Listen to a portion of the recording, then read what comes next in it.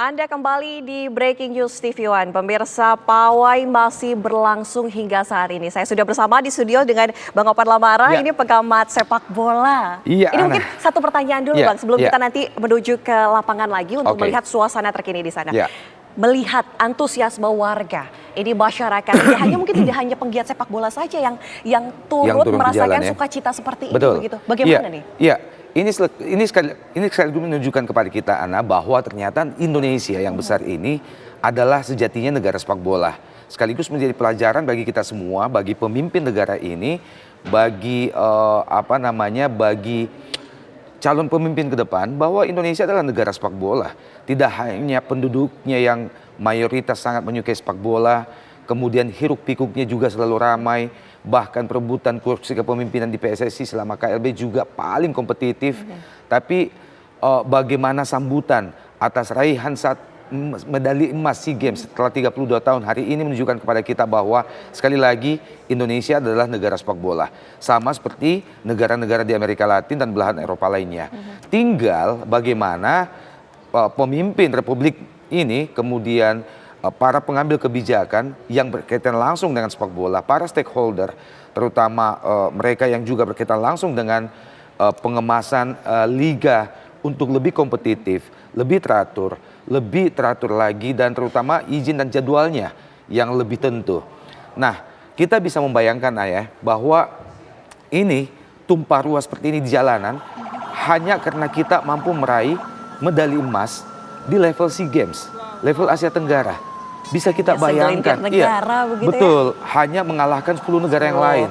Bagaimana kita bisa membayangkan jika Indonesia bisa lolos misalnya ke putaran final Piala Dunia, atau bahkan misalnya di Piala Asia tahun ini yang akan dihelat, kita bisa lolos sampai ke semifinal saja, apalagi sampai juara. Sesuatu yang harusnya kita bisa tunaikan. PSSI khususnya itu sudah berusia 93 tahun. Lahir sejak tahun 1930. Tapi di kawasan Asia Tenggara saja, timnas Indonesia yang kita banggakan ini baru bisa juara sebanyak 3 kali. Untuk ajang lain yang tidak kalah bergengsinya dari SEA Games, misalnya AFF, kita bahkan belum pernah merasakan gelar juara itu, Ana. Ini yang kita sayangkan. Padahal Indonesia memiliki syarat yang sangat komplit yang dibutuhkan untuk bisa membangun sebuah tim yang juga komplit, yang tangguh, yang lebih kompetitif, dan bisa bersaing bahkan tidak hanya di Asia Tenggara tapi seharusnya di Asia. Kalau kita sedikit flashback ke belakang misalnya 1986 yang lalu, Indonesia sudah pernah lolos ke semifinal kelas yang jauh lebih tinggi sekelas Asian Games di Seoul, Korea Selatan. Kemudian kalau kita berbicara SEA Games, sebetulnya sebelum ini Ana, kita sudah pernah juara tahun 87 dan 91. Tapi sekali lagi ini adalah sebuah bentuk euforia yang tidak hanya berupa euforia, Ana, tapi sekaligus menjadi kaca bagi kita, menjadi cermin bagi kita bahwa Indonesia sejatinya adalah negara sepak bola. Dan ini Indonesia sebagai negara sepak bola, mungkin Bang Opan bisa kita lihat ya di layar kaca ini keseruannya seperti apa, ramainya seperti apa. Saat ini pawai masih berlangsung. Ini akan menuju ke Bundaran HI. Sudah ada rekan kami, Maria Assegaf, yang akan mengabarkan langsung dari sana. Maria Assegaf, Ayah.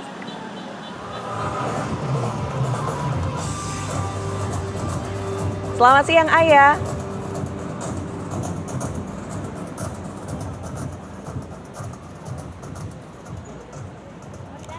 Ya, Prima dan juga pemirsa, kalau kita lihat memang arus lalu lintas sudah kembali dengan normal. Ini artinya tadi rombongan arak-arakan seluruh atlet yang tergabung dalam kontingen Indonesia di SEA Games 2023 tadi sudah melintasi titik panggung hiburan Bundaran Hotel Indonesia. Kalau tadi kita bisa putarkan kembali gambarnya untuk Anda, gemuruh suara fans para atlet, para masyarakat Indonesia yang juga sudah berkumpul di titik Bundaran Hotel Indonesia, akhirnya bertemu langsung dengan idola mereka, para atlet yang sudah menyumbangkan prestasinya di SEA Games 2023. Luar biasa, tadi kita juga simak bagaimanakah tidak hanya timnas U22 saja yang kemudian diarak bergabung dengan rombongan yang berada di setiap bus yang melintasi kawasan Bundaran Hotel Indonesia. Tapi juga tadi kita melihat sejumlah atlet dari cabang-cabang olahraga lainnya. Tidak hanya dari cabang olahraga basket saja, basket putri terutama yang kemudian menyabet medali emas pertamanya di SEA Games. Kemudian juga ada tadi kita melihat ada atlet dari voli yang juga telah menyumbangkan medali emas. Ya, total paling tidak Indonesia meraih 87 medali emas. Presiden Joko Widodo menargetkan 67 medali emas, tapi timnas Indonesia terutama sepak bola dan juga cabang-cabang olahraga lainnya dapat meraih menyabet 87 medali emas.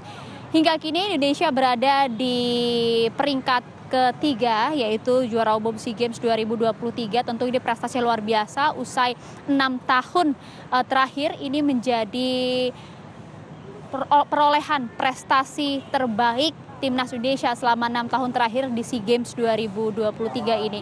Kalau bisa kita gambarkan tadi keburu masyarakat yang menyambut luar biasa dengan mengenakan atribut, ada yang mengenakan ikat kepala, menggunakan baju bertulisan Indonesia, bahkan juga memberikan karangan bunga, memberikan sepucuk bunga juga kepada para atlet kita. Dan tidak hanya itu saja, tadi para atlet terutama para timnas kita, Garuda Muda U22 tadi kami melihat juga menyebarkan setangkai bunga mawar kepada para pecinta bola, para pendukung mereka sebagai ucapan terima kasih atas support masyarakat Indonesia, bangsa Indonesia kepada mereka hingga kemudian mereka bisa mentorehkan prestasi luar biasa, menyabat medali emas di SEA Games 2023 melibas Thailand 52. Kalau tadi kita juga bisa lihat pemirsa, paling tidak agenda hari ini selain kemudian arak-arakan pawai dari berangkat tadi dari kantor Kementerian Pemuda dan juga Olahraga Republik Indonesia sekitar pukul 8:30 dan kemudian diarak melintasi kawasan Gatot Subroto, kemudian melanjutkan kawasan Sudirman dan tadi telah tiba di kawasan Bundaran Hotel Indonesia. Kini mereka melanjutkan perjalanan mereka menuju ke titik akhir yaitu di Gelora Bung Karno. Nantinya usai kemudian kegiatan spesial rangkaian acara terakhir di titik Gelora Bung Karno nanti juga akan dilanjutkan dengan sholat Jumat bersama seluruh atlet ini. Dan ini menjadi memang tadi kalau kita sempat simak apa yang disampaikan oleh Ketum PSSI mengapa kemudian harus dilaksanakan pawai ini di hari kerja, yaitu tepatnya terutama di hari Jumat yang kita tahu umat muslim melaksanakan sholat Jumat pada siang hari nanti sekitar pukul 12:31. Tidak bermaksud untuk mengganggu arus lalu lintas, tetapi kita tahu bersama terutama para timnas U22 dan juga sejumlah atlet lainnya sudah 1,5 bulan mereka tidak berkumpul bersama dengan keluarga, di karantina, dilatih, digeber begitu untuk kemudian bisa mentorehkan prestasi di SEA Games dan kita lihat prestasinya luar biasa. Jadi dimaksudkan untuk kemudian segera mengakhiri berbagai rangkaian apresiasi, ucapan selamat kepada para atlet. Akhirnya digelarlah rangkaian pawai ini pada hari ini sehingga mereka nanti bisa menuntaskan acara kenegaraan mereka di Jakarta dan akan kembali ke rumah masing-masing. Paling tidak itu kalau kita lihat saat ini sebagian masyarakat di kawasan Bundaran HI juga sudah mulai kembali dengan aktivitas mereka masing-masing. Arus lalu lintas pun juga sudah kembali normal. Tadi kalau bisa kami gambarkan sesaat setelah bus yang ditumpangi oleh timnas U22 bergerak dari depan panggung di titik Bundaran Hotel Indonesia, arus lalu lintas langsung kembali dibuka oleh pihak kepolisian. Tadi sebelumnya sempat ada rekayasa lalu lintas yaitu penutupan di sejumlah titik terutama di kawasan Sudirman Tamrin tadi ditutup pada saat rombongan mulai mengarah ke Bundaran Hotel Indonesia, di mana tadi kendaraan yang mengarah dari Patung Kuda menuju ke Bundaran Hotel Indonesia dialihkan ke Tugu Tani, kemudian rombongan yang sudah mulai bergerak ke Bundaran Hotel Indonesia, di mana kendaraan dari arah Senayan tadi juga dialihkan ke arah Blok M. Sementara tadi pada saat mobil atau bus yang mengangkut timnas sudah bergerak dari titik depan panggung Bundaran HI, langsung seketika arus lalu lintas dinormalkan kembali. Dan seperti inilah kondisi terakhir di Bundaran Hotel Indonesia yang sudah kembali normal. Kami kembalikan ke Anda, Prima. Baik, laporan langsung Maria Assegaf dari Bundaran HI ini. Bang Opan, tadi laporan Maria mengatakan sudah akan kembali menuju ke Stadion GBK untuk betul. Kemudian nanti menuntaskan acara kenegaraan ini. Ini sebagai pamungkas ya. Kita lihat juga tadi sepanjang perjalanan begitu, tidak hanya pawai menggunakan motor, ada juga masyarakat yang berbaris begitu di sepanjang jalan. Kita sama-sama saksikan menunggu, hanya untuk menunggu para timnas, para Pahlawan, jagoan iya, kita betul. ini untuk lewat begitu Iya, ya. iya. Melihat apresiasi seperti ini, seperti apa tanggapannya Ibu? Iya, sebuah euforia yang sangat layak, terutama untuk persepak bolaan Indonesia. Seperti yang saya sampaikan di awal tadi, bahwa ini menjadi prestasi tertinggi yang diraih oleh timnas Indonesia dalam 30 tahun lebih, ya. Terutama sepak bola kita di Asia Tenggara. Bahkan di Asia Tenggara 32 tahun lebih kita hanya bisa memenangkan gelar-gelar pada level jenjang umur. Di Piala AFF kita bahkan belum pernah, kita hanya jadi langganan final.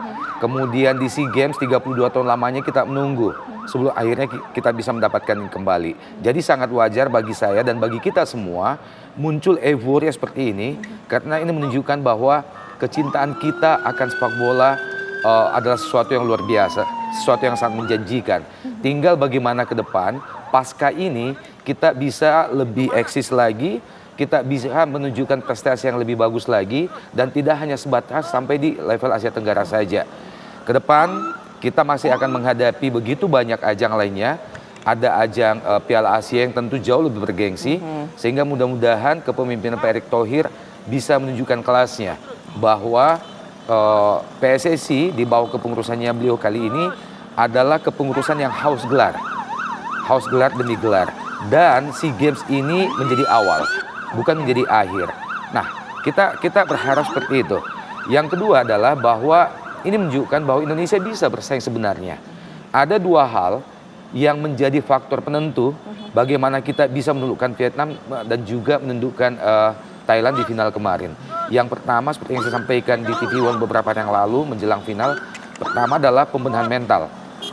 Mentalitas bertanding kita berubah sangat drastis dalam penampilan anak-anak selama perhelatan di SEA Games kemarin.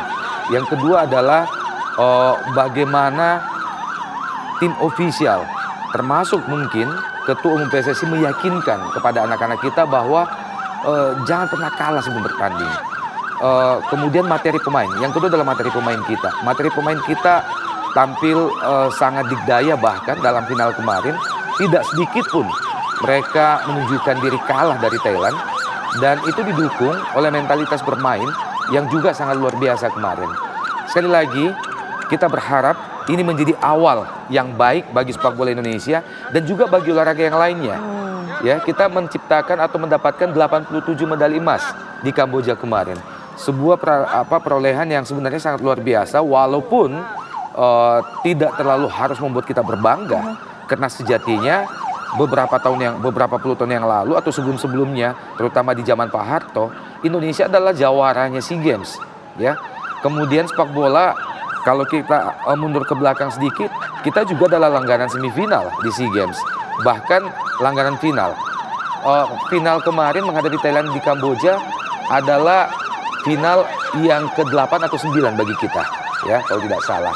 Kemudian 2 kali sebelumnya kita sudah pernah meraih medali emas. 3 gelar juara SEA Games sejauh ini sejak keikutsertaan kita 1977 yang lalu tentu masih jauh dari pencapaian negara-negara lainnya. Kita membandingkan misalnya Thailand sudah 16 kali juara SEA Games. Sehingga saya sangat yakin jika saja Thailand kembali juara kemarin di Kamboja, maka tentu sambutan di Bangkok tidak sama seperti sambutan di Jakarta kali ini. Kemudian Malaysia sudah 6 kali juara. Myanmar saja yang dulu bernama Burma itu sudah 5 kali juara. Vietnam di atas kita, sama dengan kita 3 kali juara. Sama seperti Indonesia Sama ya? seperti Indonesia. Padahal Vietnam baru merdeka tahun 70-an akhir dari Amerika. Sekali lagi, ini sesuatu pencapaian yang patut untuk kita syukuri, patut untuk memantik euforia seperti ini, tapi tidak boleh berlebihan. Jangan terlalu panjang euforia ini. Sebaiknya PSSI dan Timnas Indonesia secepatnya mempersiapkan diri untuk ajang-ajang yang jauh lebih bergengsi ke depan. Mudah-mudahan ini menjadi awal yang baik bagi sepak bola Indonesia khususnya. Ini kita lihat sudah memasuki gerbang Stadion Utama Gelora Bung Karno, masih juga disambut antusias warga. Nah, dan kita juga sudah bergabung bersama kami salah satu ayah dari pahlawan kita nih, ada ayah dari Irfan Jauhari, Pak Marsidi. Selamat siang Pak Marsidi. Selamat siang. Pak Marsidi, mungkin melihat layar kaca ya Pak, atau sedang ada di mana nih Pak? Lihat Pak Marsidi sekarang di rumah atau di mana Pak? di rumah. Di rumah. Artinya ini antusias masyarakat untuk menyambut kedatangan para pahlawan ini ditonton secara langsung. Ini melihat ini seperti apa Pak? Anak Anda diapresiasi oleh seluruh Indonesia. Irfan Jauhari. Sangat terharu, Pak.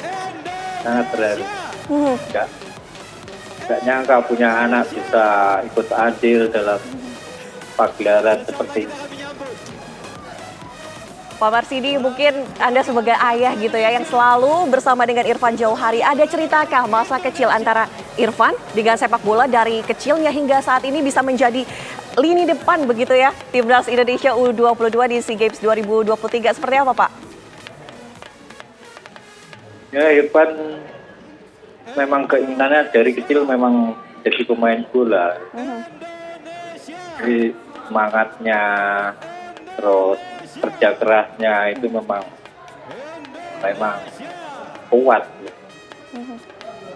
Memiliki keinginan kuat Pak, mungkin diceritakan dulu Irfan ini apakah sempat Bapak dorong untuk ayo bermain sepak bola atau ketika dia melihat para pemain idolanya begitu yang bermain sepak bola maka dari itu dia bercita-cita untuk menjadi seorang pemain Timnas Indonesia. Seperti apa?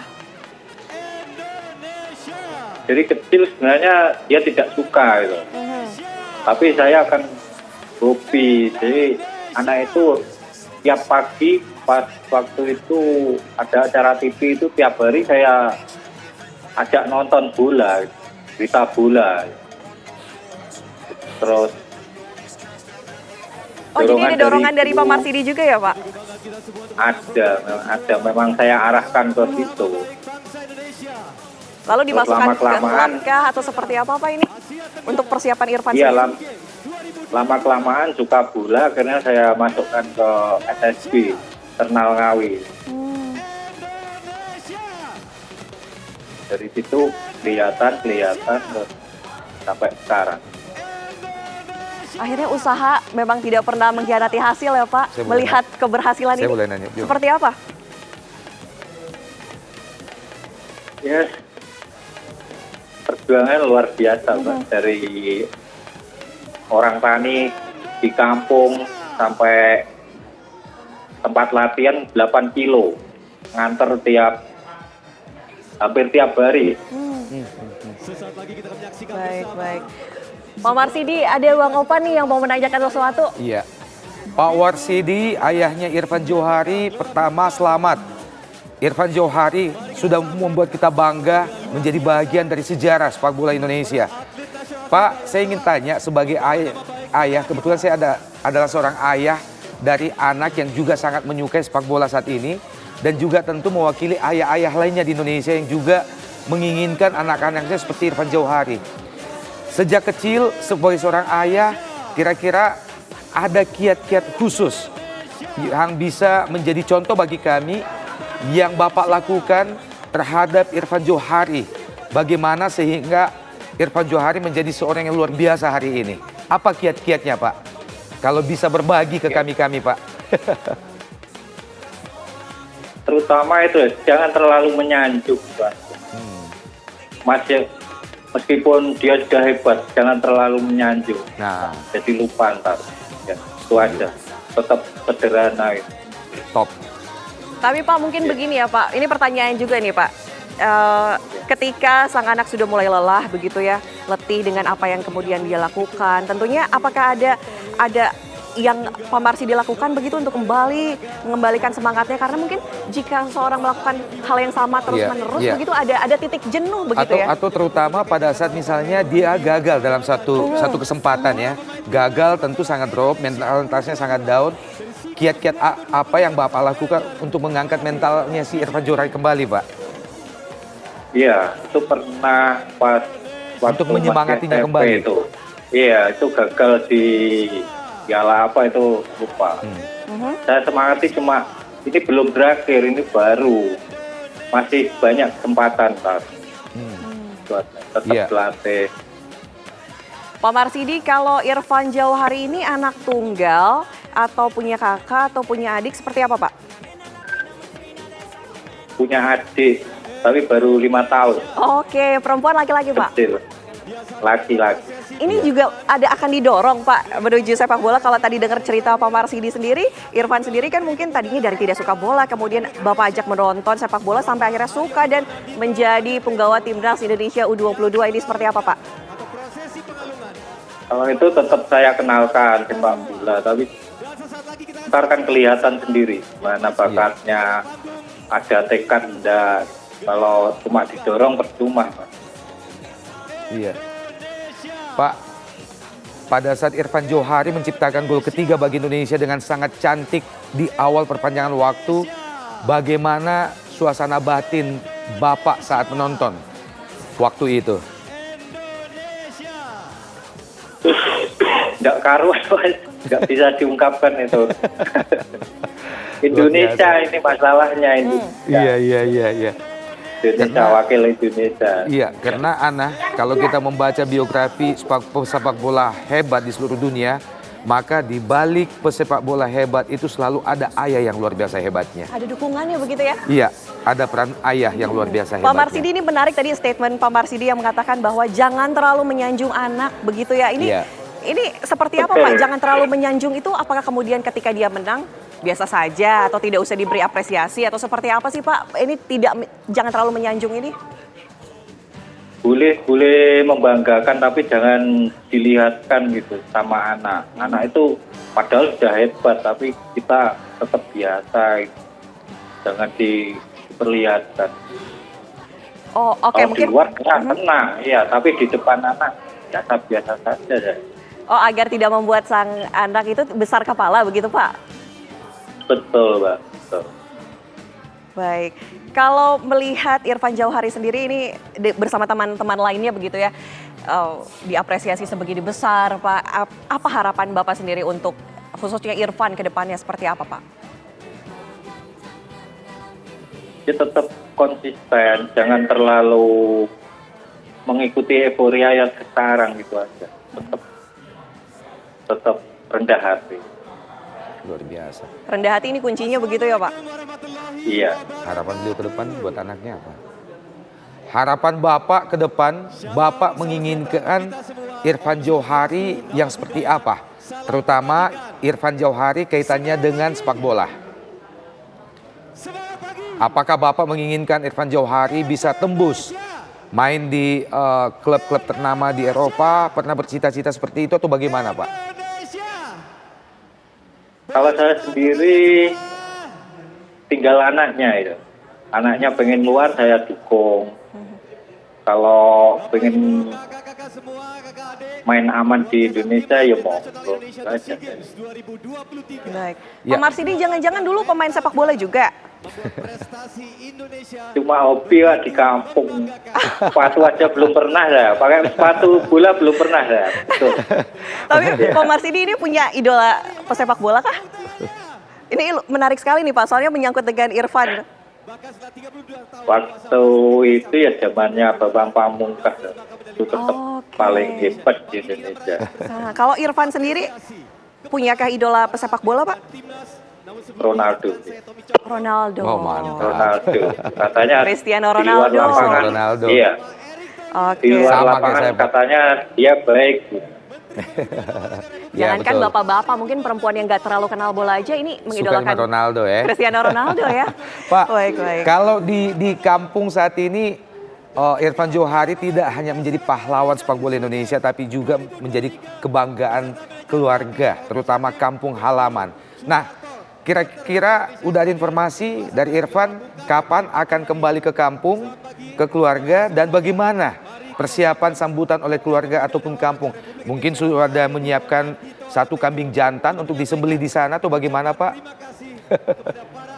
Menyambut Kalau Irfan? berita pulangnya belum jelas. Terus sambutan enggak ada yang khusus, paling cuma selamatan kecil-kecilan gitu aja. Undang tetangga gitu. Iya. Oh, antara keluarga dan tetangga, baik.